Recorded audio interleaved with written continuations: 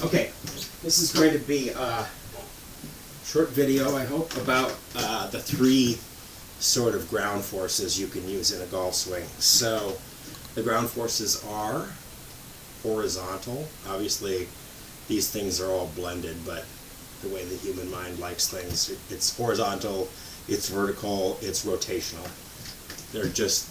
Everything blends together really. There's no pure vertical or horizontal or rotational. They're all elements of the same motions, but I'll explain them and how you can work on them. So the purpose of this is both like as an exercise program. It would be great. Spend 10 minutes a day going through these three force patterns, and then I think also replicating them with a club, not hitting balls. This is really about understanding your force patterns and working with a golf club to bring those force patterns into your swing motion without, when you put a ball in front of you, you're going to some extent revert.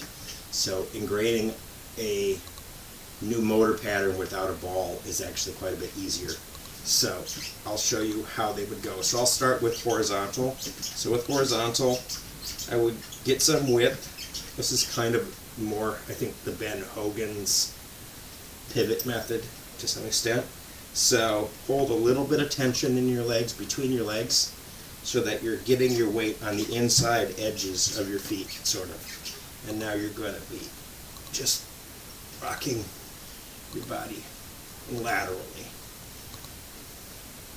I guess they call this lateral force. So there's that. And then with each one, then go to a club and now apply that force and brush the grass. If you imagine this dot is a ball, I know I want to have my ground contact a little in front of that. So I'm just going to practice that move and brushing the grass. Okay, so I got that. And now we're going to do vertical force. So vertical, you want to put your feet together. This will keep you from obviously using lateral motion. So again, with all of these, your upper body should be relatively relaxed. You really want to be driving it with your lower body. So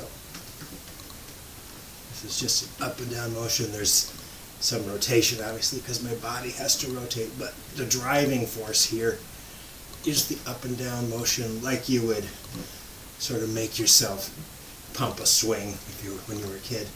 It's that sort of feeling of you de-weight and then you add force to get it to go back up. So there's that. And then again, go back to the club, feel what that motion feels like in a golf swing. And then finally, so for this one, this would be rotational force. You want to hold your trainer up a little bit. So I set this handle lower because it's easier to hold up on plane. So I'm going to hold up on plane, and this one is pushing back and pushing back. So push, push, push, push, push, push, push, like that. And that feels to me more like a, so I think, I don't know about other people, but for me, the force patterns that are easier to access are a little bit dependent on the length of the club. So obviously, if I'm more out here, this pushing motion is more effective than if I'm in very close. Then I'm more inclined to do more of a lateral motion. But now we're going to try this motion.